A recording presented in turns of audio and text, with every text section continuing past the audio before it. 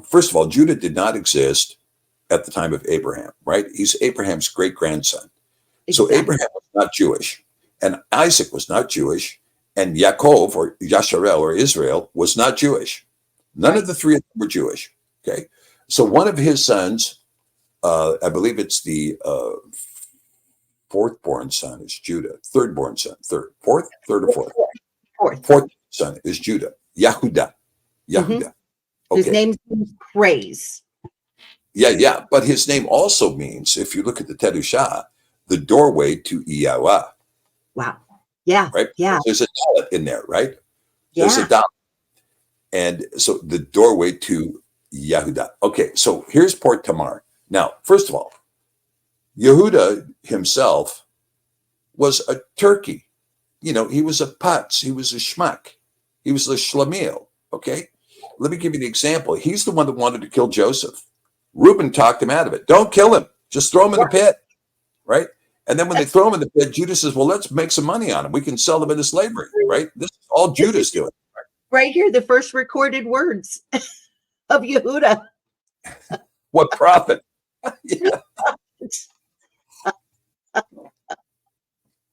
That's right.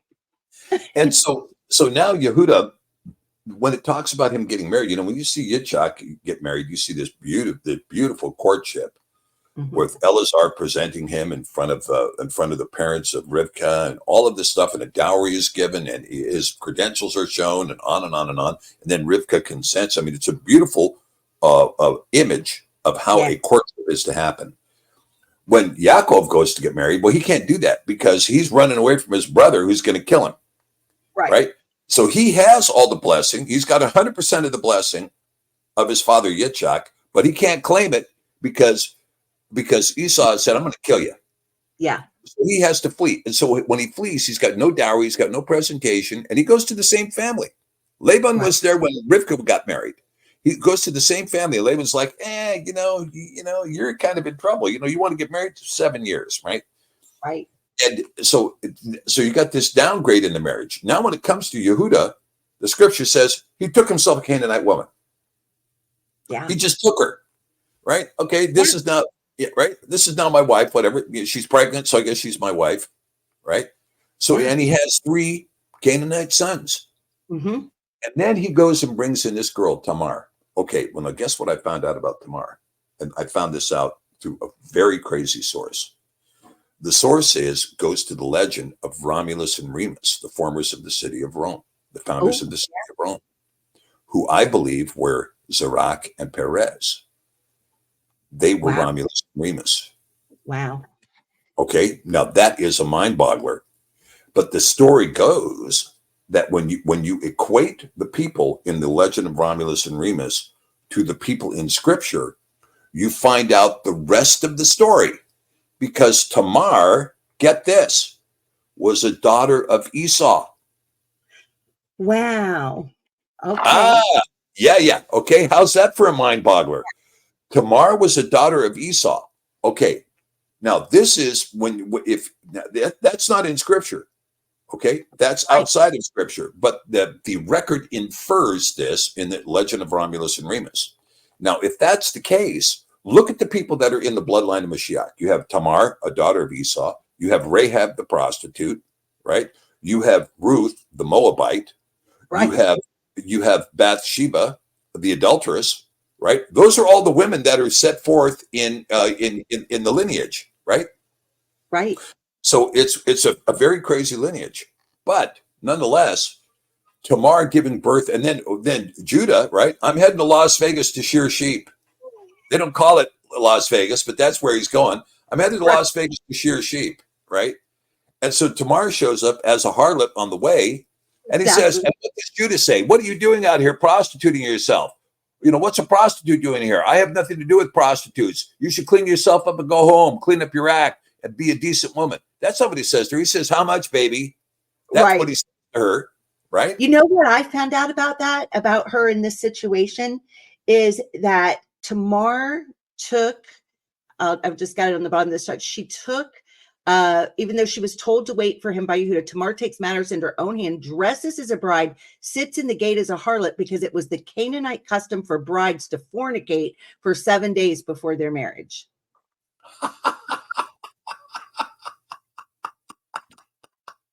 Isn't that wild? That's going to put your marriage in the right spot, right? Yeah. And if that's the custom, who's the father of the child, right? Yeah, Yeah. So anyway, but when you look at this, so here Tamar comes up and she's presenting herself as a harlot, and Judah's response to her is, "Hey, baby, how much?" And she says, Right. "Well, how about the cloak, the staff, and the ring?" Right. And so then she runs off with that. And then when he finds out she's pregnant, and look, how pregnant do you think she was when she was pregnant with twins? Right? How long was it before she was showing? 3 months, right? By the time she's 5 months, she's the size of a 9-month pregnancy. Right. So here she is, she's pregnant with twins, and everybody comes and says, "Hey, Judah, did you know your daughter-in-law is pregnant with twins? Burn her." That's what he says. Let her burn. And she comes in and says, "Well, wait a minute, before you do that, staff, cloak, ring, this is the father." Right? Now, the birth of the twins, right? Zarok's hand comes out first, red ribbon put around his wrist. The hand pulls back in. Then Peretz is born. They named him Peretz, means to break forth. He breached the birth order. He pushed Zarok out of the way to be born first. And then Zarok comes out. Now, the scripture describes the two of them as twins, not like Esau and Jacob, two nations, right? But twins. Okay? So with these twins, Zarok is technically under the Torah the firstborn, but he's marked with a red ribbon. Where else do we see a red ribbon used? In the selection of the Azazel goat, right? And so you see one goat has no marking at all, is going to be the goat for the sacrifice. The other goat has a red ribbon on him and is pushed out in the wilderness. Now we're going to see that Zarok is pushed out into the wilderness in scripture. He's pushed out. His genealogy is pushed out. His history is pushed out. It's not covered in scripture. And instead, we're going to get the coverage of Peretz to some degree. But there's 5 generations missing in the scripture narrative. Or you don't start picking up on the sons of Peretz again until you get to Boaz. So there's 5 generations of what's going on here. Where'd this happen? Where'd they go? What took place, right? But it's very clear in Genesis that Yehuda doesn't touch Tamar anymore. Right. He puts her away.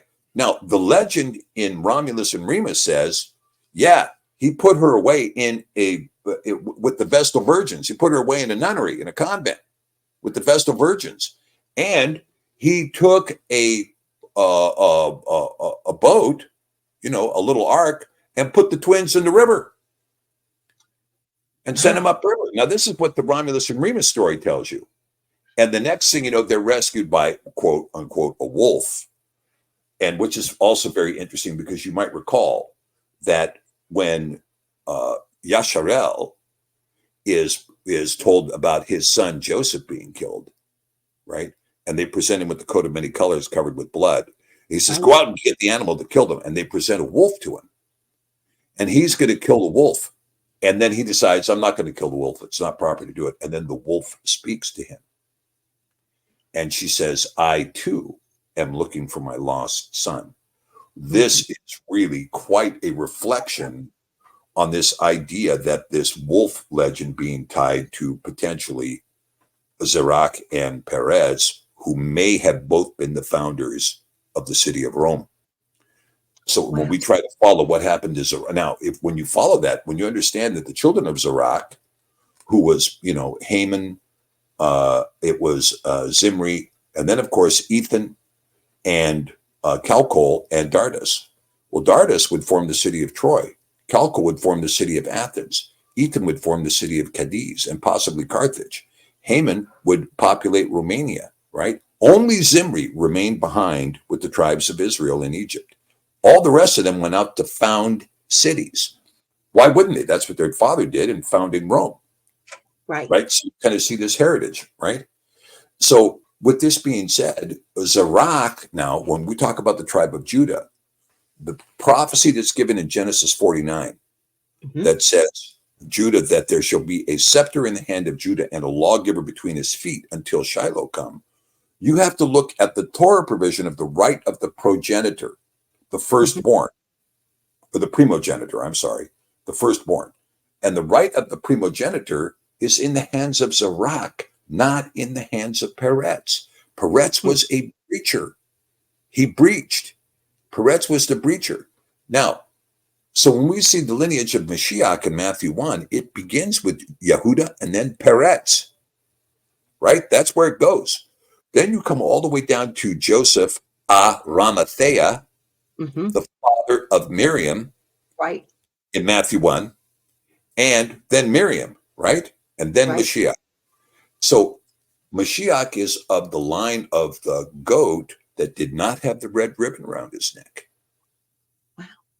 This is why John the Baptist said, behold the Lamb of Elohim who takes away the sins of the world, because he knew his lineage to Peretz. He was selected not from the house of Zerach. Why did Mashiach come from Peretz and not from Zerach? Because he would be the Lamb of Elohim, not the lamb that was cast into the wilderness for Azazel. Right. And so the lamb cast into the wilderness nonetheless has the scepter in his hand and the lawgiver between his feet as his birthright. So the question becomes, where are the children of Zerach? Where are the children of Zerach? And now we know, we have a pretty good idea where the children of Zerach are.